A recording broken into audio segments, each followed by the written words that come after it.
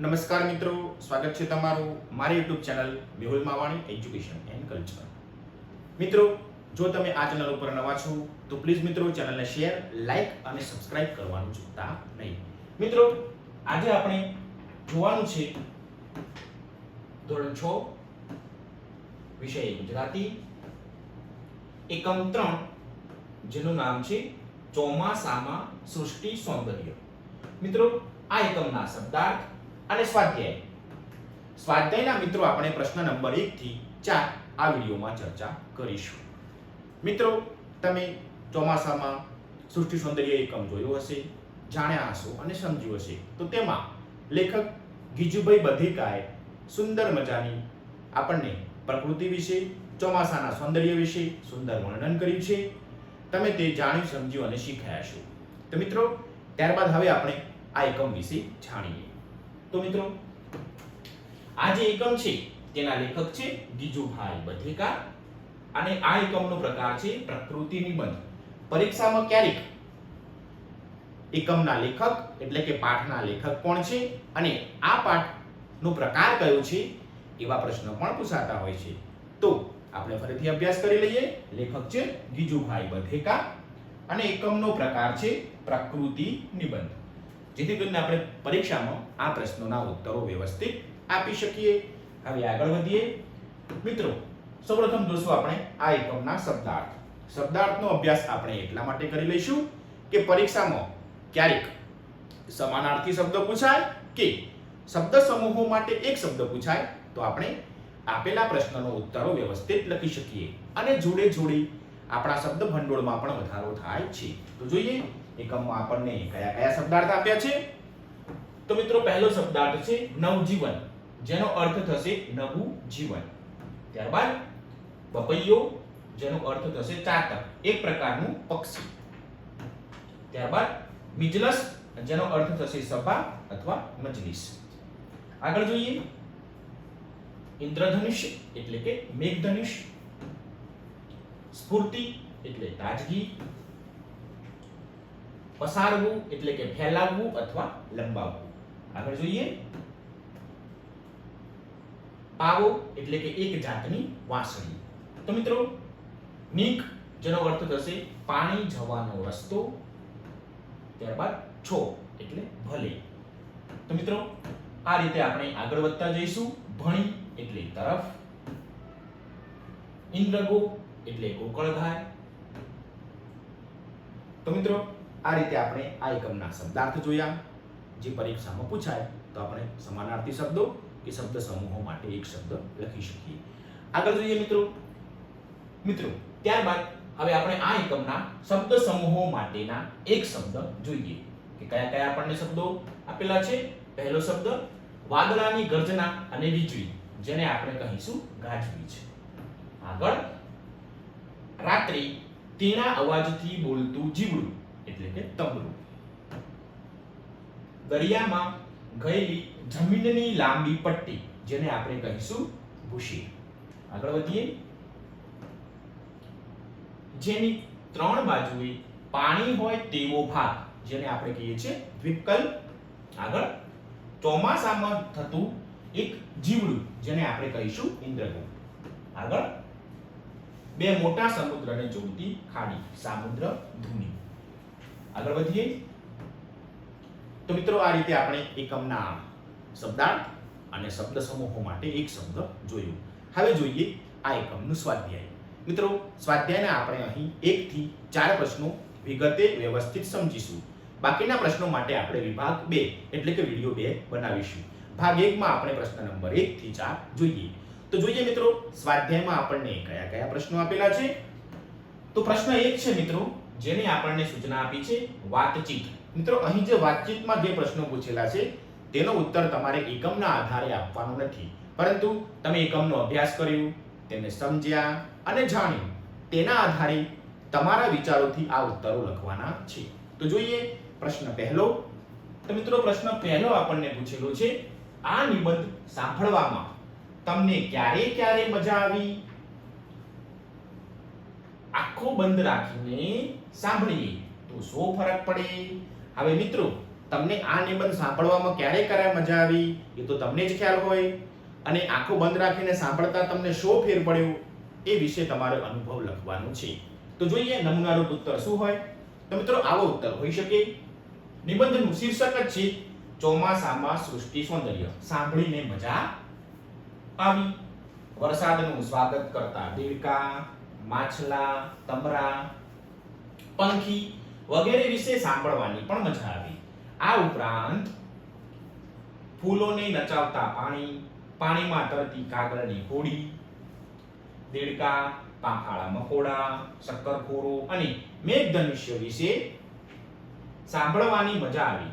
આંખો બંધ રાખીને સાંભળતા જાણે હું ચોમાસામાં ફરવા નીકળ્યો હોઉં તેવો આનંદ થયો. તો મિત્રો આ રીતે મને જે અનુભવ થયો એકમ વાંચીને તે મેં અહીં રજૂ કર્યો છે. હવે તમને આ એકમ સાંભળ્યા બાદ જે જગ્યાએ અથવા જે શબ્દોમાં મજા આવી હોય તે તમારે અહીં નોંધવાના છે, અને આંખો બંધ કરીને તમે વાંચો અથવા સાંભળો તો તમને કેવો અનુભવ થશે એ તમારે આ રીતે લખવાનું છે. હવે આગળ વધીએ. પ્રશ્ન નંબર 2 જોઈએ. પ્રશ્ન બીજો, વીજળી કેમ થતી હશે? તમારા વિજ્ઞાનના શિક્ષકને પૂછીને કહો. વીજળી કેમ થાય છે મિત્રો, એના માટે તમારે તમારા વિજ્ઞાનના શિક્ષકને મળવાનું છે અને ઉત્તર લખવાનો છે. તો મિત્રો ઉત્તર આવો હોઈ શકે.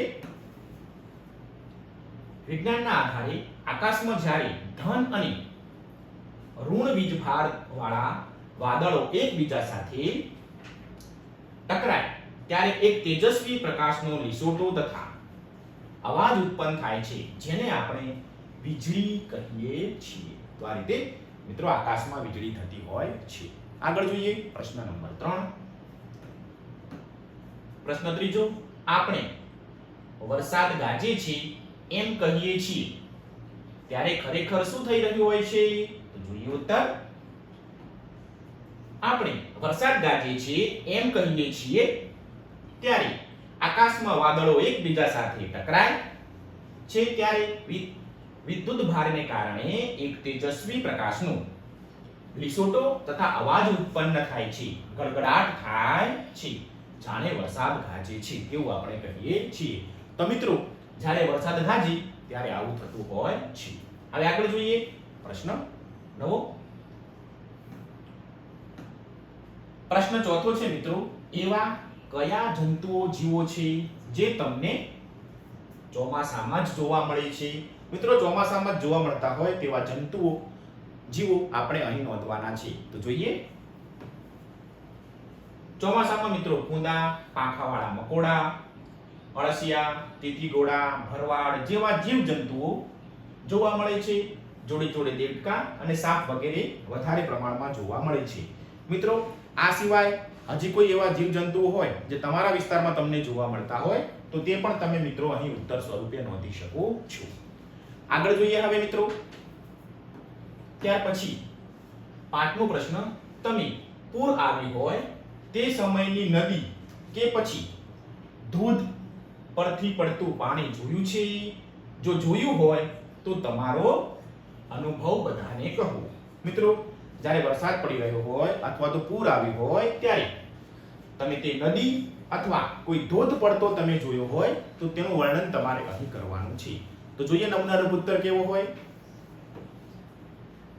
હા, મેં ધોધ જોયેલો છે. અમારા ગામની બાજુમાં વાત્રક નદી પર ઝાંઝરી ધોધ આવેલો છે, જ્યાં અમે ઘણીવાર ફરવા જઈએ છીએ. નદીના ધોધ અને આજુબાજુની હરિયાળી જોવાની મજા અનેરી હોય છે. કુદરતનો સુંદર નજારો જોવા મળે છે. તો મિત્રો મારી બાજુમાં વાત્રક ધોધ આવેલો છે તે મેં જોયેલો છે. હવે તમે કોઈ નદીમાં પૂર આવ્યું હોય અને તે નદી જોઈ હોય અથવા કોઈ ધોધ જોયો હોય ચોમાસા બાદ તો તેનું વર્ણન તમારે અહીં કરવાનું છે. તો આ રીતે પ્રશ્ન નંબર 5 નો ઉત્તર લખીશું.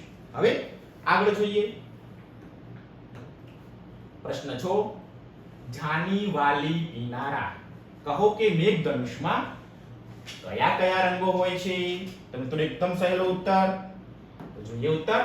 મેઘધનુષમાં જા એટલે જાંબલી, ની એટલે નીલો, વા એટલે વાદળી, પી એટલે પીળો, લી એટલે લીલો, ના એટલે નારંગી અને રા એટલે રાતો એટલે કે લાલ રંગ એમ કુલ 7 રંગો જોવા મળે છે. ફરીથી મેઘધનુષ્યમાં જાંબલી, નીલો, વાદળી, લીલો, પીળો, નારંગી અને રાતો એટલે કે લાલ એમ કુલ 7 રંગો હોય છે. તમે જ્યારે મિત્રો ચોમાસામાં મેઘધનુષ્ય જોયું હોય તો તેમાં કુલ 7 રંગો જોવા મળે છે. રેમ્બોમાં 7 રંગો હોય છે. આગળ જોઈએ તે કલરના મિત્રોને આપણે અહીં નામ લખેલા છે. તેના માટેની શોર્ટ ટ્રીક યાદ રાખવાની શોર્ટ ટ્રીક કઈ છે તો જાની, વાલી, પીના, રામ, જેમાં સાથે સાથે રંગોના નામ આવી જાય છે. આગળ વધીએ. પ્રશ્ન 7 ચોમાસામાં વાદળના આકાર કેવા કેવા જોવા મળે છે?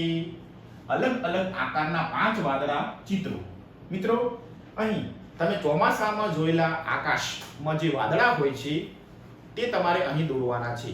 તે પણ અલગ અલગ પ્રકારના 5 વાદળા દોરવાના છે. તો મિત્રો ઉત્તર લખેલું જ છે. વિદ્યાર્થીઓ પોતાની નોટબુકમાં અલગ અલગ પ્રકારના વાદળા દોરશે. તમને જેવા વાદળા ગમતા હોય તેવા મિત્રો અહીં તમારે દોરવાના છે. જોઈએ નમૂના રૂપે એક વાદળ. તો મિત્રો આવું વાદળ તમે દોરી શકો છો. તમને જેવું વાદળ ગમે એવું વાદળ તમે દોરી શકો છો. સૂરજ હોય એની ફરતે પણ તમે મિત્રો વાદળ દોરી શકો છો. તમને યોગ્ય લાગે તેવું વાદળ દોરજો અને તેમાં વિવિધ પ્રકારના વાદળી રંગો તમે પૂરી શકો છો. તો 5 અલગ અલગ પ્રકારના વાદળો તમારે અહીં દોરવાના છે. આગળ વધીએ હવે.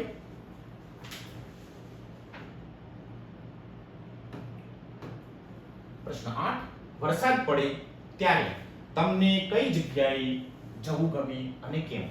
મિત્રો વરસાદ પડી રહ્યો હોય અથવા વરસાદ પડી ચૂક્યો હોય ત્યારબાદ તમને કઈ જગ્યાએ સૌથી વધારે જવાનું ગમે તે તમારે અહીં ઉત્તર સ્વરૂપે લખવાનું છે. મિત્રો મને જે જગ્યાએ ગમે છે તેનો ઉત્તર હું લખું છું, એમ તમને જે જગ્યાએ જવાનું ગમતું હોય તે તમારે અહીં ઉત્તર સ્વરૂપે નોંધવાનું છે. તો જોઈએ ઉત્તર. વરસાદ પડે ત્યારે મને ખુલ્લા ખેતરો અને મેદાનોમાં જવાનું ગમે, કેમ કે માટીની મીઠી સુગંધ આવતી હોય, વરસાદમાં પલળવાની અને લીલી હરિયાળી જોવાની મજા પડે. તો મિત્રો આ રીતે હું ખેતરો અને ખુલ્લા મેદાનોમાં જઉં છું. એમ તમને જે જગ્યાએ ફરવા જવાનું ગમે ચોમાસા વરસાદ બાદ એ તમારે ઉત્તર સ્વરૂપે નોંધવાનું છે. આગળ વધીએ. હવે જોઈએ મિત્રો પ્રશ્ન નંબર 2. તો મિત્રો પ્રશ્ન નંબર 1 થી 8 ના જે પ્રશ્નો છે તે આપણે વાતચીત એટલે કે એકમ સમજી અને આપણા વિચારો ઉત્તર સ્વરૂપે નોંધવાના છે. પ્રશ્ન 2 છે મિત્રો, જેની આપણને સૂચના આપી છે. આપેલા એક શબ્દ અથવા શબ્દ સમૂહ વાંચો, તેને લાગુ પડતા વિભાગમાં લખી ઉદાહરણ મુજબ છેકતા જાઓ. જોડીમાં મિત્રો કાર્ય કરવાનું છે. તો જોઈએ મિત્રો. તો મિત્રો આટલા શબ્દો આપણને પાઠ્યપુસ્તકમાં આપેલા છે. હવે આ શબ્દોને નીચે કુલ આ રીતે આપણને 6 વિભાગ આપેલા છે. આપણે આ 6 વિભાગમાં ઉપરના શબ્દો ગોઠવવાના છે. જેમ કે અહીં આપણને 2 શબ્દો ગોઠવીને આપ્યા છે. એક વારંવાર. તો મિત્રો વારંવાર છે એ ક્રિયાની વિશેષતા દર્શાવતો શબ્દ છે. તો આપણે વારંવાર અહીં લખ્યો. ત્યારબાદ છે જળ શબ્દ, જે ચોમાસાને લગતો છે અથવા નદીને લગતો પણ હોઈ શકે છે. તો ચોમાસાને લગતો જળ શબ્દ આપણને આપણા પાઠ્યપુસ્તકમાં ગોઠવીને જ આપેલો છે. હવે બાકીના શબ્દો આપણે લખવાના છે. આ માટે પાઠ્યપુસ્તકમાં આપણને આ શબ્દો લખવા માટે જગ્યા આપી છે. તો આપણે પાઠ્યપુસ્તકમાં પણ લેખન કાર્ય કરી લઈશું. અને 6 વિભાગ કયા છે તે પણ જોઈ લઈએ.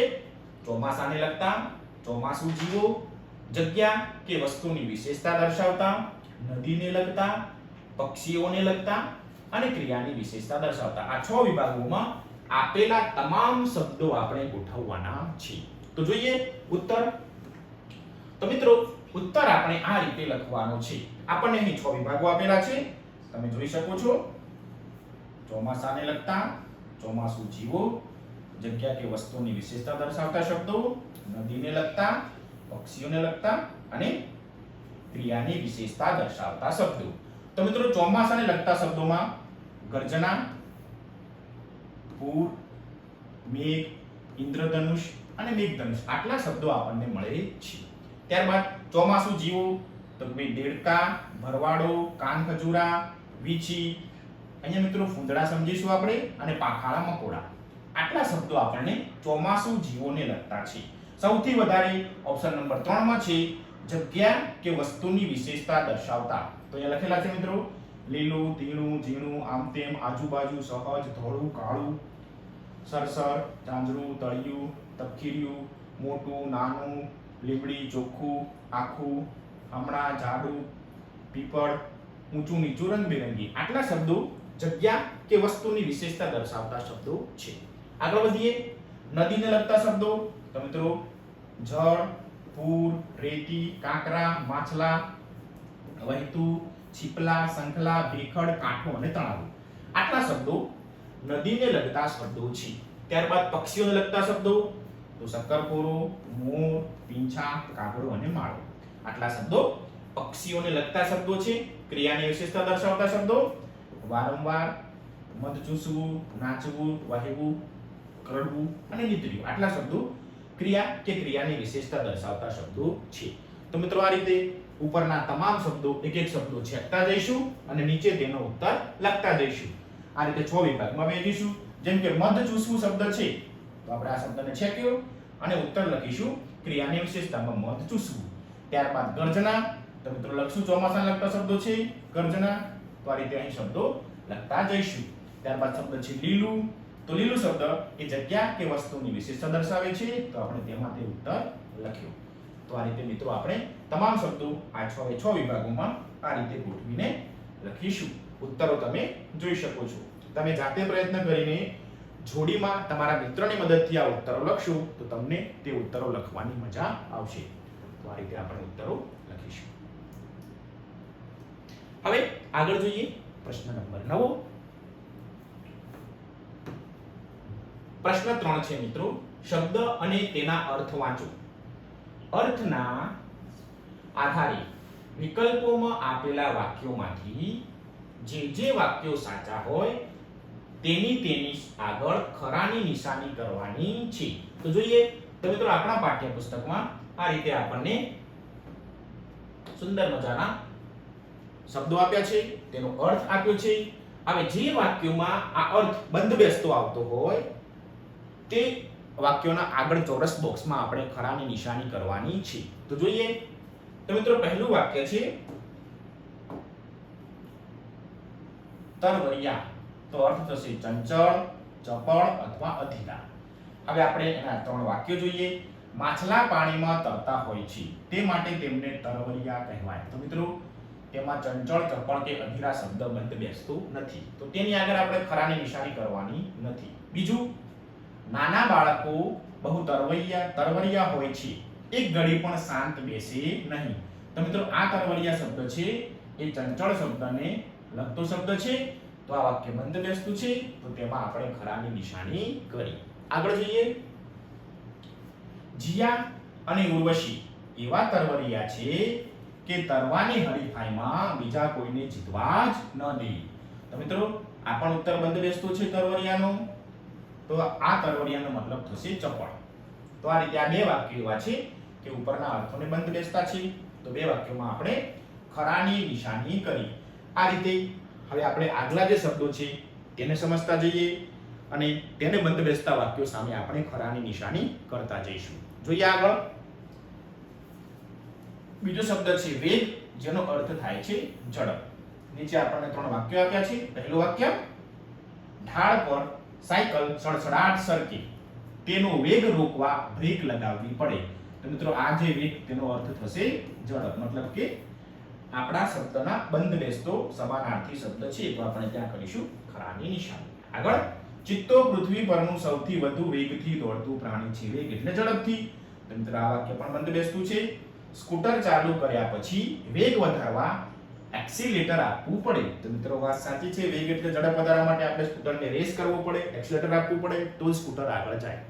તો મિત્રો અહીં 3 વાક્યો વેગ એટલે કે ઝડપ સમાનાર્થી શબ્દ માટે બંધ બેસતા છે, તે જ અર્થમાં છે.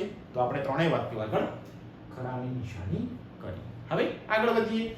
નવા બીજા 3 વાક્યો છે તેને પણ સમજી લઈએ. ત્યાર પછી મિત્રો આપણને બીજા વાક્યો આ પ્રમાણે આપેલા છે. જોઈએ ત્રીજું વાક્ય નાજુક. જેનો અર્થ થશે કોમળ અથવા મૃદુ. પહેલું વાક્ય, આ ગાદલું તો રૂ જેવું નાજુક છે. તો મિત્રો આ નાજુક શબ્દ એ કોમળ કે મૃદુની જેમ બંધ બેસતું નથી, તો આપણે ત્યાં ખરાની નિશાની નહીં કરીએ. નાના બાળકોના હાડકા નાજુક હોય છે.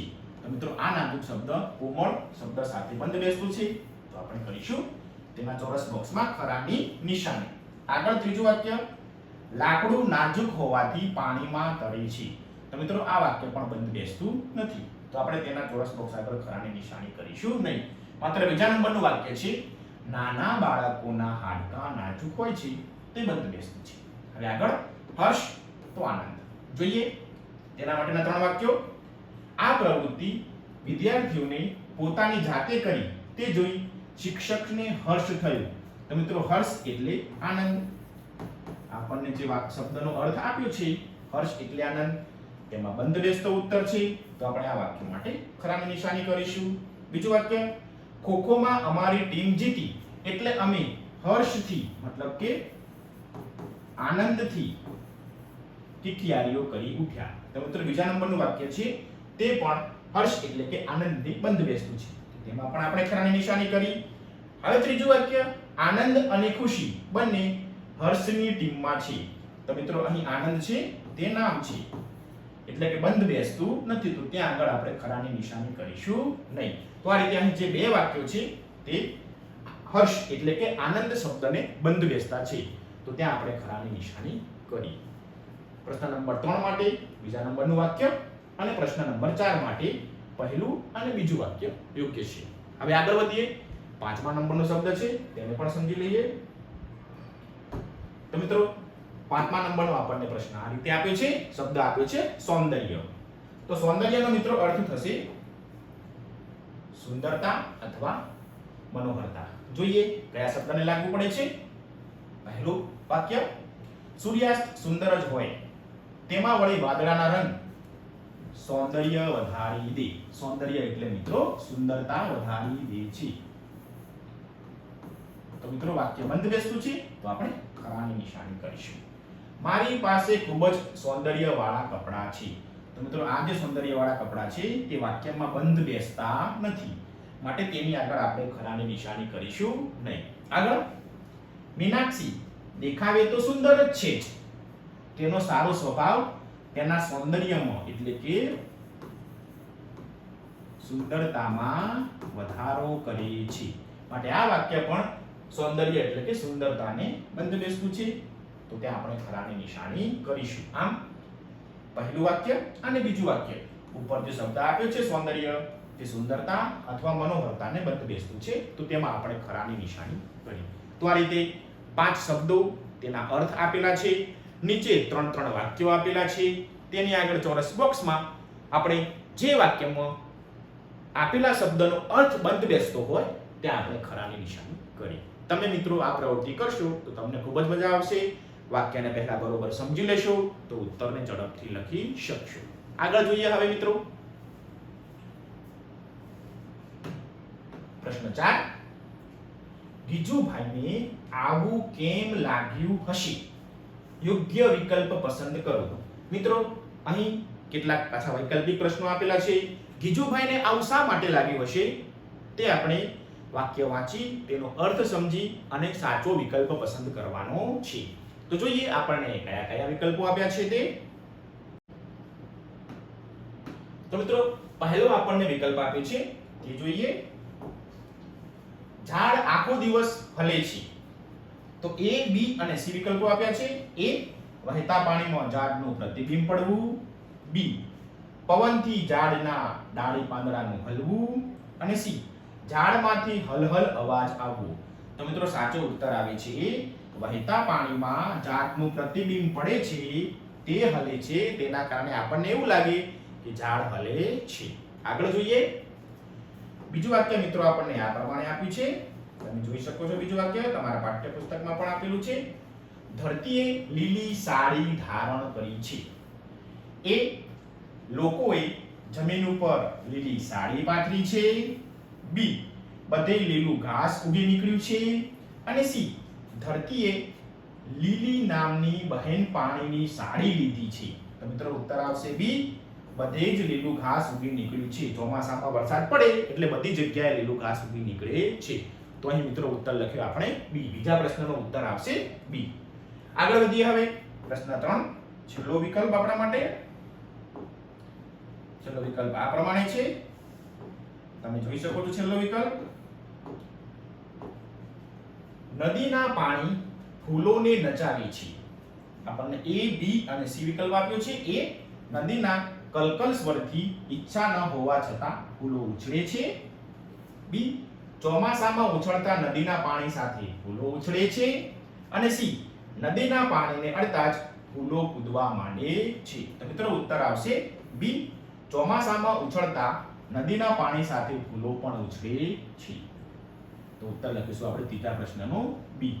તો મિત્રો આ રીતે આપણે આ પ્રશ્ન નંબર 4 ના જે વિકલ્પો છે ત્રણેય તે આપણે આ રીતે ઉત્તર લખી શકીએ. તો મિત્રો આમ આપણે આ વિડીયોમાં એકમ, તેના શબ્દાર્થ, શબ્દ સમૂહો માટે એક શબ્દ જોયા અને સ્વાધ્યાયના પ્રશ્ન નંબર 1 થી 4 અહીં જોયા. બાકીના જે પ્રશ્નો છે તેના માટે આપણે ભાગ 2 વિડીયો જોઈશું.